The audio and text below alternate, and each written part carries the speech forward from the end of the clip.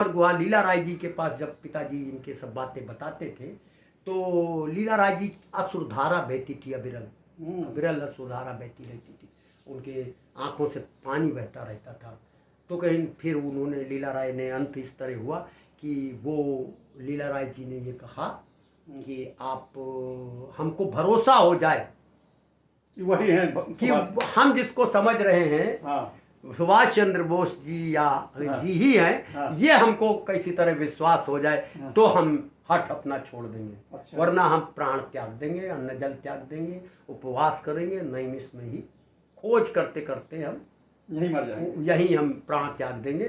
तो उनको बता दो जा कर के। अच्छा, तो अंतिम रोए जाएं। तो पिताजी गए, बताया तो कहा कि नहीं, मिलना तो नहीं होगा, लेकिन वो चाहते क्या है।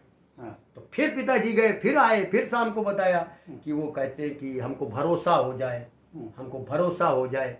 तब उन्होंने कुछ बातें बताई नेताजी से और फिर मिले भी पिताजी को। जैसे कुछ याद हो अगर उनको एक क्या कप बताए? दिया अपना। अच्छा, नहीं, बताने को तो ये बताया कि जो है वो जब वो घटनाएं बताई कि विद्यार्थी जीवन में जब हम पढ़ते थे और क्रांतिकारी उसमें थे तो बंगाल में एक वो प्लेग और हैजा फैला था, तो मैं जो है वो फिनाइल डालता था और वो चूना डालती थी। मित्रों नमस्कार, मैं अशोक पांडे अनहद।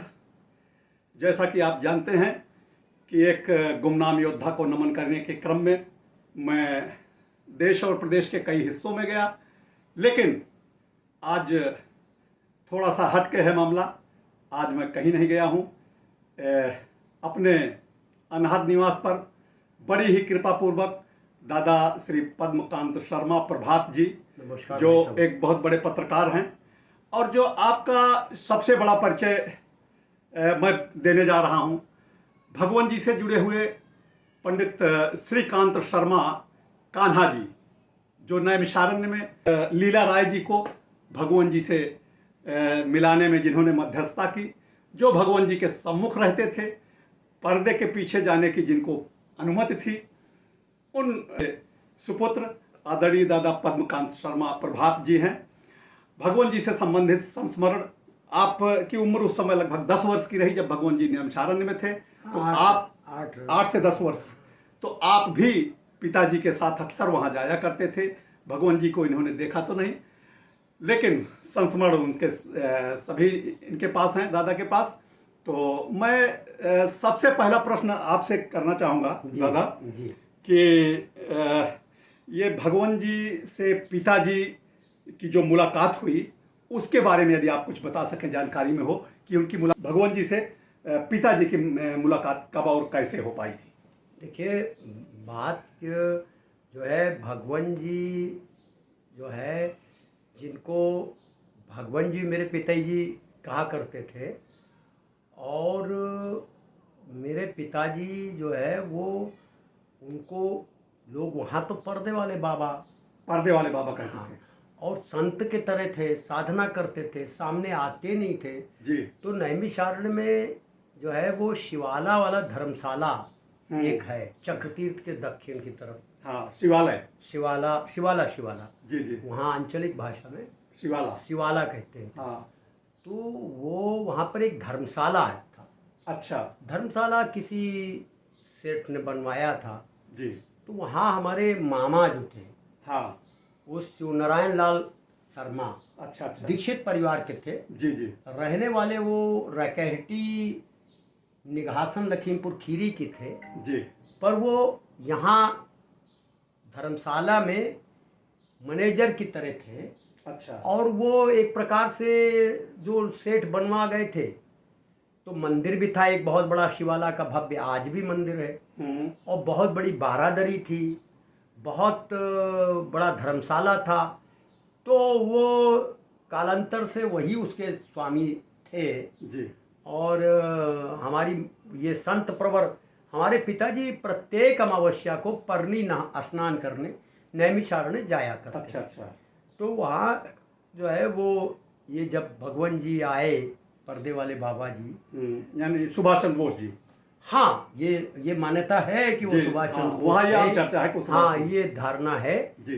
तो वहाँ पर गए तो इन्होंने कौतूहल बस, जिज्ञासा बस उनसे कहा कि मामी से कि ये कौन है, क्या है। अच्छा। तो उन्होंने कहा मिलते नहीं है किसी से, तो इन्होंने संदेशा भिजवाया। तो उन्होंने कहा नहीं, क्या ज़रूरत, मेरे भगवान जी ने या संत प्रवर ने कहा कि क्या ज़रूरत है मिलने की, और कोई भीख मांगे बच्चे को उसका क्या भला करेंगे, क्या ज़रूरत, कोई ज़रूरत नहीं मिलने की, कोई ज़रूरत नहीं। तो फिर मेरी मामी ने कहा कि वो मेरे बहनोई हैं और इसलिए जो है वो मिलना चाहते हैं आपसे, मिलने की है जी। तो उन्होंने कहा अच्छा किसी दिन ले आना। तो वो किसी अमावस्या को गए, तो जब वो स्नान करते थे चक्र तीर्थ, तो नियमित जाते ही थे, तो दुर्गा माँ के, ललिता माँ के दर्शन करते। तो मामी ने उनको कहलाया, तो उन्होंने कहा ठीक है शाम को वो भेजो। अच्छा। तो शाम को उन्होंने उस शिवाला के ही जो शिवाला है, हाँ। उसके उत्तर की तरफ बनी हुई थी वो कमरे। अच्छा। हाँ कमरे थे, कोठरियाँ थी, कमरे प्राचीन शैली के। उसके सामने बरामदे नुमा टीन का सेट पड़ा था। अच्छा। उसी के सटा हुआ, शेड के सटा हुआ एक बड़ा पुराना कुआं था।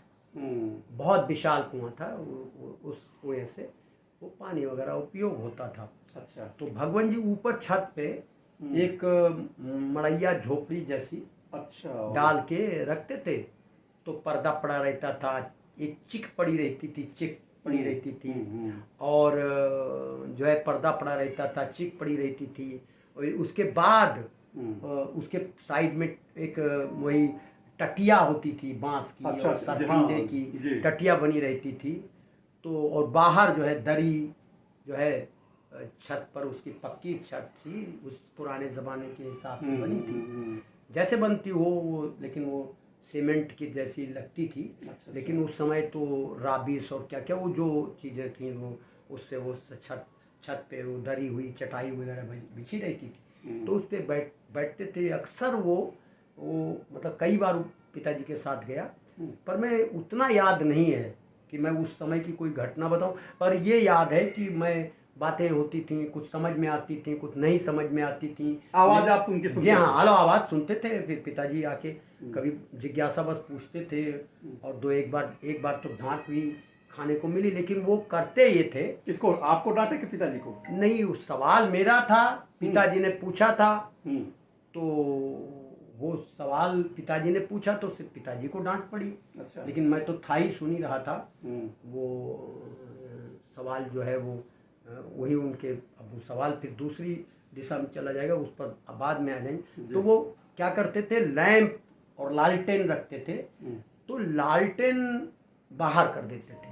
अच्छा। हाँ, लालटेन पर्दा हटा के सरका देते थे। हाँ, कहते थे लालटेन अंदर वाला आदमी दिखेगा नहीं, बाहर ले लो।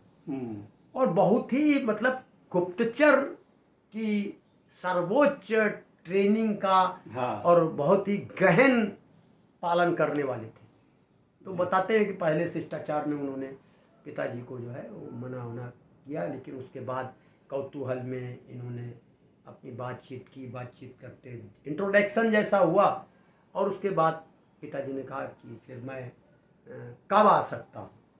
तो उन्होंने कहा कोई ज़रूरत नहीं है। अब आप आवाज़ उनकी मिला लीजिएगा। हाँ। कोई ज़रूरत नहीं है। अच्छा, वो ये भीख मांगा बच्चा साधना में है। ये भीख, बंगाली मिश्रित हिंदी बोलते थे, बंगाली। हाँ, कोई ज़रूरत नहीं है जी। और कोई ज़रूरत नहीं है। और ये भीख मंगा बच्चा संत साधना में लीन है। साधना तपस्या में काहे को खलल डालना चाहता है, विघ्न डालना चाहता है, क्यों पंडित? तो ये कहते थे भगवान जी फिर भी मेरी इच्छा हो, आपसे बातें करके, आपसे मिलकर हमको बहुत अच्छा लगता है, और मिल में तसल्ली लगती, क्योंकि पिताजी कांग्रेस के आंदोलन में, आज़ादी के आंदोलन में बहुत काम किया था। अच्छा, क्या तो नेताजी से ये मिले थे पहले भी, मैंने सुना था क्या? नहीं, तो नेताजी जब कांग्रेस में थे तो दौरे करते थे। नेताजी जब फॉरवर्ड ब्लॉक में थे तो दौरे करते थे। फॉरवर्ड ब्लॉक में, मैं बिस्वा का रहने वाला हूँ, फॉरवर्ड ब्लॉक में नेताजी आए थे, बिस्वा में आए थे। बिस्वा में फॉरवर्ड ब्लॉक में के उस समय आए थे। तो पिताजी ने उनको वहां देखा होगा। नहीं, पिताजी उस समय तो दुनिया देख रही थी, सार्वजनिक थे। तो उस समय तो आज़ादी से पहले फॉरवर्ड ब्लॉक के दौरे पर आए, स्पीच देते थे। मेरे पिताजी कांग्रेस के वॉलेंटियर थे, तो घोड़े से उनकी कार की अगवानी की थी। अच्छा। तो वो पिताजी, लेकिन पिताजी जिला पंचायत की ओर से नौकरी में थे, तो ज़्यादा खोल करके नहीं करते थे, लेकिन तो बात वहीं पहुंचा दे, तो जहाँ से शुरू की थी, तो वो वहाँ पर पिताजी से कहा कि कोई ज़रूरत नहीं है आने की। तो पिताजी ने कहा फिर भी मेरा मन नहीं मानता है, तो कहीं जाओ जाओ जाओ, 40 दिन तक सच बोलना, सच के सिवा एक रत्ती भर भी, एक दिन भी बिना नागा सच बोलना, बोलना सच, तो यहाँ आना, और बोल नहीं पाना तो मत आना, कोई जरूरत नहीं है, कोई जरूरत नहीं है। बड़ी तगड़ी शर्त लगाए। और कहा पंडित जी अगर सच बोलकर 40 दिन आए तो ये शरीर तुम्हारा पैर धोकर पिएगा, पैर धोकर पिएगा। अच्छा। वरना मत आना, मत आना, मत आना, कोई जरूरत नहीं है। ये भीख मांगा बच्चा आपके किसी काम का नहीं है, वो साधना कर रहा है, तो तपस्या और साधना में विघ्न मत डालो। अपने बच्चे पढ़ाओ, पालो, घर संभालो, बच्चों को संभालो, और देश के लिए जो कुछ कर सकते हो काम करो, ये कहा। तो पिताजी 40 दिन हो गए, 40 के ऊपर हो गए, 20 दिन 25 दिन, तो मेरी मामी को दुर्गा कहा करते थे। अच्छा। तो और जो सरस्वती जी है उसको जो है जगदम्बे माँ, जगदम्बे कहते थे।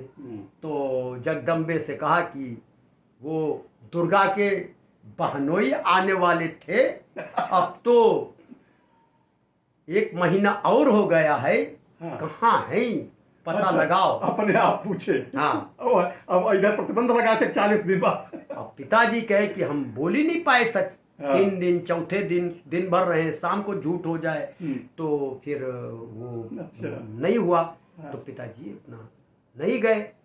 तो जब एक अमावस्या को गए नैमिष, तो मेरी मामी ने कहा कि भगवान जी पूछ रहे थे। अच्छा। तो पिताजी ने, मामा जी का क्या नाम था? शिव नारायण लाल शर्मा, दीक्षित परिवार के थे। जी जी। और वो सनातन ब्राह्मण थे। धर्मशाला और वो शिवालय उन्हीं का है। जी हाँ, शिवालय उन्हीं का है, बनाया संत ने, किसी बिजनेस अच्छा। व्यवसायी ने, धर्मात्मा ने, पुण्यात्मा ने बनाया था। तो मामी ने लेकिन बताया, वो इतने वर्षों से, कई पीढ़ियों से वो उसका वो कर रहे थे व्यवस्था। हाँ। तो वो कोई आता ही नहीं था, आता तो दान देकर उसको ठीक करा जाता था। बाकी जो यात्री आते थे, रहते थे, वो चढ़ावा चढ़ाते थे, दान पुण्य करते थे, उनसे उसकी मरम्मत करते भगवान थे। जी इसीलिए, लेकिन वो उपकार के लिए करते थे। अच्छा दादा, भगवान जी मुझे लगता है इसीलिए उसको आश्रय के रूप में चुने, वो कि चारों कोई आता तरफ नहीं था। ना चारों तरफ जंगल सुरक्षित। था। हाँ। चारों तरफ बाग था, झंखाड़ थी, जंगल था, निर्जन स्थान था, खंडहर नुमा हो रहा था। मतलब मामा जी जहाँ यात्री टिकाते थे वो पूरब दिशा में है, उससे जुड़ा हुआ। अभी है वो क्या? हाँ वो है। अच्छा, पूरब दिशा में है, गिरा है। टाइप में कुछ बना है कुछ? नए टाइप में तो वही दैट प्लेस है जहाँ भगवान जी रहते थे। अच्छा, वही। हाँ, बिल्कुल मंदिर के सटे हुए उस कोठरी में, और उसके ऊपर वो मिलना होता था, और पूरब की तरफ एक छोटा। अच्छा, तो जब आए पिताजी तो मामी सारे अखबारों में उस समय की तस्वीरें भी छपी हैं। अमृत प्रभात ने छापा है, स्टोरी चलाई थी, नॉर्दर्न इंडियन पत्रिका ने छापा है, वो लंबी वो तस्वीर होगी, वो झोपड़ी वाली तस्वीर होगी, वो भी होगी, वो भी छापा है। और एक नॉर्दर्न इंडिया पत्रिका है, और पूरी फाइल में मिल जाएगा, नॉर्दर्न इंडियन पत्रिका है, तो उसमें छपा है। और ये इसमें अमृत प्रभात ने धारावाहिक छापा है। बाकी तो उस समय कई तरह की स्टोरियां थी, तो उसी में नैमिष के बाबा के बारे। तो दादा वहीं फिर चलते हैं। हाँ चलिए। तो पिताजी आए तो मामी ने बताया कि आपको भगवान जी पूछ रहे थे। तो पिताजी ने कहा चलो ठीक है। तो जल्दी में थे, तो उस अमावस्या को नहीं गए, फिर अगली अमावस्या को आए। अच्छा। तो फिर कहलाया कहलाया, तो वो शाम का समय अक्सर देते थे, क्योंकि बैठने वाला व्यक्ति जो है वो हमारे सामने, वो उनके सामने जाने वाला प्रसंग नहीं है, लेकिन जब बाहर बैठते थे तो वो मुझे याद है, धुंधली धुंधली याद है। अच्छा। कि वो बाहर बैठते थे और कई बातें मेरी समझ में नहीं आती थी, तो मैं पिताजी की वो गोद में जो है सर रख के सो जाता था, फिर वो लात फांद के हमको गोदी में लाते थे। तो वो तो अलग विषय है, पर वो उस समय फिर पिताजी ने सब पूरी कहानी बताई। उनके साथ जिस समय ये गुमनामी बाबा का अयोध्या के राम भवन का प्रकरण आया, तो तमाम अखबार वाले, तमाम मैगजीन वाले, वो सारी चीज़ें याद है। इंटरव्यू आए, एक गंगा पत्रिका है उसमें इंटरव्यू छपा, कमलेश्वर ने छपा, अशोक टंडन ने छापा, बहुत लोग आए, कलकत्ता के लोग आए और तमाम अखबारों के लोग आए, तो उनके इंटरव्यू छपे। एक अनुज धर है रिसर्च करने वाले, वो भी आए, तमाम लोगों ने उसको किया है। तो उसमें उस समय फिर भगवान जी जब पिताजी गए, तो उस समय का प्रसंग जो पिताजी से सुना, मतलब मैं बता रहा हूँ, तो उस समय भगवान जी ने कहा, पांडे देखो जगदम्बे, पानी लाओ, थाली लाओ, लोटा लाओ, पंडित आया है। अच्छा। मतलब उनको याद था कि सच बोल कर आए। अच्छा, जब व्यंग बोल रहे थे। तो पिताजी जो है चुप, तो चुप, तो चुप। अच्छा। तो उन्होंने कहा कि मेरा काम किया, वो अपनी भाषा में बोले। हाँ, कि मतलब सच बोलने को मैंने कहा था, तुमने बोला। हाँ, तो ये बोले नहीं, उत्तर नहीं दिया। तो कहा कि मैं मंगाऊं, जल थाली मंगाऊं, तो पिताजी चुप। तो 2-3 बार पूछने पर कहा कि नहीं भगवान जी, मैं आज्ञा का पालन नहीं कर पाया, 1 दिन 2 दिन 3 दिन 3 दिन से ज़्यादा मैं सच बोलने की तपस्या नहीं कर पाया, तो मैं नहीं आ पा रहा था, संकोच था, शर्म थी, तो मैं तो आपका अपराधी हूँ आज्ञा उल्लंघन का। तो भगवान जी ने ठंडी सांस ली और कहा, चलो कोई बात नहीं है, इतना क्या कम है कि तुम सच बोले कि नहीं बोल पाए। अच्छा, वो बंगाली थी, उतने से संतुष्ट हो गए। वो नहीं संतुष्ट नहीं, पर वो भी उनका भी मन करता था कि जो वो है, पर वो वास्तविकता ये थी कि वो चाहते थे कि उनकी गोपनीयता बनी रहे और आज्ञा पालन करेगा, जो सच बोलेगा तो वो आज्ञा पालन करेगा और उनके उपयोग का होगा। तो वो एक परीक्षा की उनकी अपनी शैली थी, बहुत ही। तो हम तो जैसे आप पूछ रहे, तो मैं तो यही मानता हूँ कि जो नैमिष में थे वही भगवान जी जो है नेताजी सुभाष चंद्र बोस थे, क्योंकि राम भवन में वही थे जो नैमिष में थे, वही थे लखनऊआ हाथा अयोध्या में, और पंडा जी के यहाँ वही थे। और सामग्री जो है, हाँ, वो सामग्री सारी जांच की जाए जो राम भवन में प्राप्त हुई है। हाँ, खुले मन से उसकी इन्वेंटरी बनी है, सब कुछ है, खुले मन से।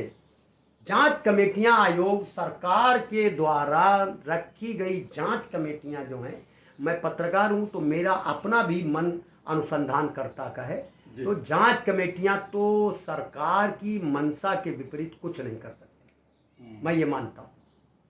ये मैं विषयांतर दादा कर रहा हूँ। एक प्रश्न मैं ये करना चाह रहा हूँ कि लीला राय जी, पवित्र मोहन राय जी वगैरह का आगमन वही नैमिषारण्य शिवालय से ही होता है। पवित्र मोहन राय जी आजाद हिंद फौज के, हाँ, आजाद हिंद फौज के पवित्र मोहन राय वो थे खुफिया विभाग के चीफ थे, तो वो तो अलग आए होंगे। तो लीला राय जी का, हाँ, लीला राय का दादाजी के माध्यम, पिताजी के माध्यम से ही हुई थी। हाँ, नहीं उसके बारे में कुछ जानकारी लिखे, उसका प्रसंग तो यही है कि पिताजी यहाँ बिस्वा में थे।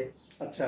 तो पिताजी के माध्यम से, नैमिष के कोई माध्यम था, उस माध्यम से बुलवा भेजा तुरंत आपात परिस्थिति में, भगवान जी ने बुलवाया। जी हाँ, उनका आदेश हुआ, बुलवाया गया, तो हमारे पिता को संदेश मिला, तो पिताजी गए तुरंत सब काम छोड़ के। अच्छा। तो उन्होंने पिताजी को बुलाया पहले, मतलब कई चक्रों में वार्ता होती थी, तो पहले पिताजी को बुलवाया और उसके बाद पिताजी को साउंड किया कि देख लेना वहाँ जहाँ ठहरी है वो कि वहाँ धर्मशाला है, नाम नहीं मालूम, मुरारका, हाँ हो सकता मुरारका धर्मशाला हो, बंगाल वालों की है मुरारका धर्मशाला। हाँ, तो जो भी उसमें भगवान जी भी 2.5 महीना रहे हैं। हाँ, भगवान जी हाँ तो शुरुआत में। हाँ तो वहाँ ठहराया जी। और कहा देख लेना हम्म। पंडित, कोई जरूरत हो हम्म।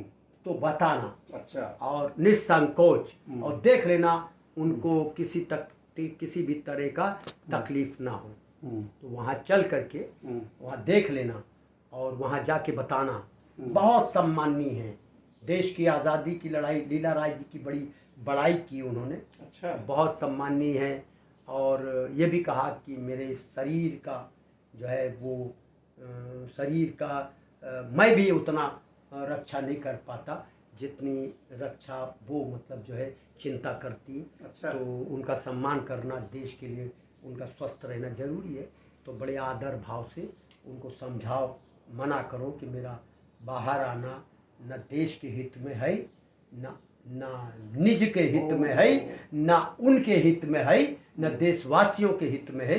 इसलिए साधना करता हूँ तो साधना करने दें और वो अपना काम करें।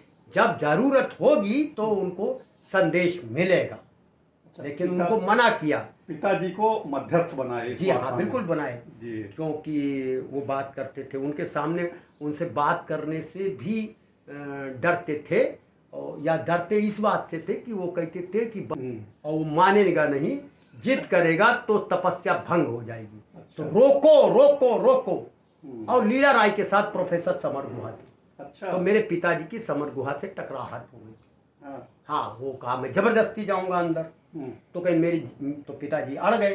कहीं मेरे प्राण जब तक हैं तब तक आप अंदर नहीं जाएंगे बिना उनके आदेश। अच्छा। और आप कहीं क्या कर लोगे। और उसने धमकाने की कोशिश की और अपना पावर दिखाने की कोशिश की समर गुहा ने। तो मेरे पिताजी ने कहा कि इस शरीर के लाश पर से आप जाओगे, मेरे जीते जी तो अंदर नहीं जा सकते, या तो आदेश हो। अच्छा। और आदेश था कि रोको। और कहीं पागल होता है मानेगा नहीं। तो ये 2 दिन तक चलता रहा खेल। अच्छा। हाँ, ये वो प्रसंग कहीं मिलेगा नहीं, कहीं लिखा पढ़ा नहीं मिलेगा आपको।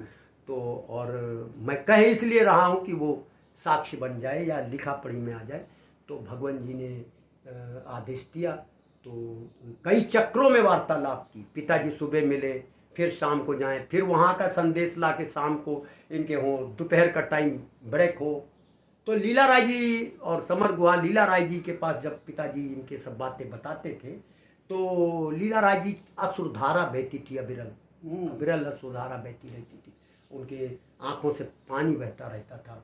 तो कहीं फिर उन्होंने लीला राय ने अंत इस तरह हुआ कि वो लीला राय जी ने ये कहा कि आप हमको भरोसा हो जाए वही है कि हम जिसको समझ रहे हैं हाँ। सुभाष चंद्र बोस जी या जी ही हैं। ये हमको किसी तरह विश्वास हो जाए तो हम हठ अपना छोड़ देंगे। अच्छा। वरना हम प्राण त्याग देंगे, अन्न जल त्याग देंगे, उपवास करेंगे, नैमिष में ही खोज करते करते हम यही मर जाएंगे, यही हम प्राण त्याग देंगे।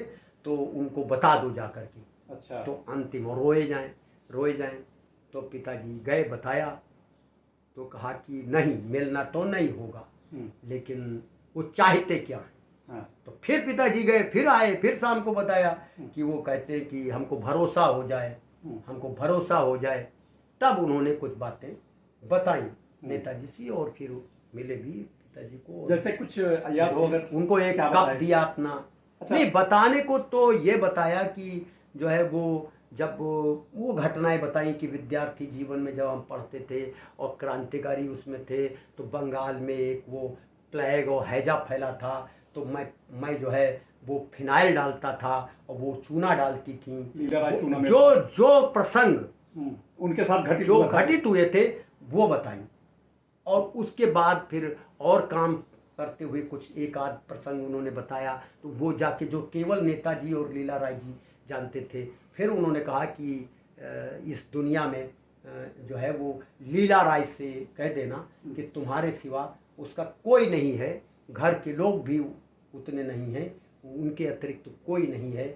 और इसलिए उनको मैं आदेश देता हूँ, प्रार्थना करता हूँ और सौगंध देता हूँ कि वो जाएं और अपना हट तोड़ें मिलने का, और नहीं तो तपस्या भंग होगी। और जाएं अपना काम करें, क्योंकि तपस्या भंग होने से न तो देश का हित है, ना निज का हित है, न उनका हित है, न देशवासियों का हित है। मतलब इस तरह की बंगाली मिश्रित हिंदी बोलते थे वो। तो वो चीज़ वो है जिससे मेरे पिता को पूरा भरोसा था। और बातें सुनकर मैं भी अनुसंधान करता हूँ तो मुझको तो भरोसा है कि वो वही थे। और फिर उनको बता, और लीला राय और उनकी गोपनीय बात दूसरे को पता कहाँ होगी? तब उनको भरोसा हुआ। पर वो जब सुनती थी तो मेरे पिताजी बताया करते थे, वो उनके भल भल भल भल बहुत पिताजी जाके ये चीज बताते थे। तो वो बार बार मेरे पिताजी का जो है वो हाथ चूमती थी और आंसू से उनके आंसू जो है, और बार बार एक ही चीज, और क्या कहा, और क्या कहा, और क्या कहा, एक बार मिल ले। और वो समर गुहा और उनके टीम के लोग एकदम उनके साथ थे, वो एकदम चुप, मतलब मंत्रमुग्ध होके सुनते रहे। तो अंततोगत्वा फिर उन्होंने कुछ स्मरण की चीज़ें मांगी। तो पिताजी ने के माध्यम से तब उनके जरूर उनके सामने आए तो वो वही जानते हैं। तो अब कोई कैमरा फोटो तो है नहीं, पर उनको भरोसा था पिताजी को कि ये उनको भी भरोसा था भगवान जी को कि ये जो है गोपनीयता नहीं भंग करेंगे। और पिताजी भी उस सौगंध को तोड़े नहीं, गोपनीयता भंग नहीं किए। लेकिन वो जो कप था, मग था, कप जिसमें चाय पीते हैं, तो वो चिन्ह के रूप में उनको दिया और कहा लीला राय से कह देना कि ये उन्होंने ही भिजवाए थे। वो भी जानना चाहती थी कि कुछ सामान भिजवाते हैं तो यहाँ आता है कि नहीं आता है। अच्छा। तो वो उनके संपर्क थे तो उस कारण होंगे। तो वो भी दिया। और उसके बाद जो है वो फिर उन बंगाली लोग जो लीला राय जी के साथ थे, समर गुहा थे, तो उन्होंने कहा हम आरती उतारना चाहते हैं, अर्चना करना चाहते हैं। और पिताजी को यहाँ से बुलाहट आने लगी कि जल्दी आओ जल्दी आओ। तो जो सूत्र था उसके माध्यम से जो है वो सूचना दी जाती थी। तो संदेश मिला तो पिताजी को भगवान जी का काम पूरा हो तब तो पिताजी ने कहा नौकरी छूट जाएगी। तो भगवान जी ने कहा कि माँ काली नौकरी नहीं जाने देगी, चिंता मत करो, तुम काम कर रहे हो, तो राष्ट्र का काम कर रहे हो, तो देश का काम कर रहे हो। तो पिताजी चिंता नहीं किए, नहीं आए, वो काम करके आए। तो वो जो लीला राय के नेतृत्व में जो टीम थी वो फिर उन कोठरियों में वो खड़ाऊ पहन के जो है वो टहलते रहे भगवान जी अंदर, उसकी आवाज़ें आती रहीं। और बाहर ये लोग अपना बंगाली के भजन और बंद कमरों की आरती उतारते रहे। जहाँ कुआं था, जहाँ, अच्छा, मतलब ये लोग यहाँ तक आए धर्मशाले तक? हाँ आए तो लोग आए। हाँ। भजन गाए बंगाली में। अच्छा। जो उनको प्रिय थे वो भजन गाए, बंगाली में भजन गाए और आरती उतारी। मतलब बाहर पे दरवाजे पर ही आरती। अच्छा, भगवान जी अपना उसमें टहल रहे हैं? हाँ, अपने अंदर छिपे कमरे में टहलते रहे। ये लोग अपना आरती भजन गाए, उनके सम्मान के गीत गाए। तो इस तरह की वो एक प्रसंग है। अच्छा, तो मतलब मुलाकात लीला राय की वार्ता आपस में हो नहीं पाई? वार्ता कैसे? कन्वी ये मीडिएटर के रूप में, मीडिएटर से हुई, लेकिन मीडिएटर के थ्रू, मतलब माध्यम थे मेरे पिताजी, मिले नहीं ना। बाकी पर्दे के पीछे से भी बात नहीं किया, बल्कि उन्होंने एक घटना भी बताई। कहीं चोट लग गई थी, वहाँ मरहम लगाने का काम था, तो वो भी लीला राय वही जानती थी बचपन की। भगवान जी ने बताया कि हमको चोट लगी थी। हाँ, तो दो तीन प्रसंग बताए, तब लीला राय जी संतुष्ट हुई कि मैं जिसकी खोज में आई हूँ वही व्यक्तित्व, वही संत हैं, वही व्यक्तित्व।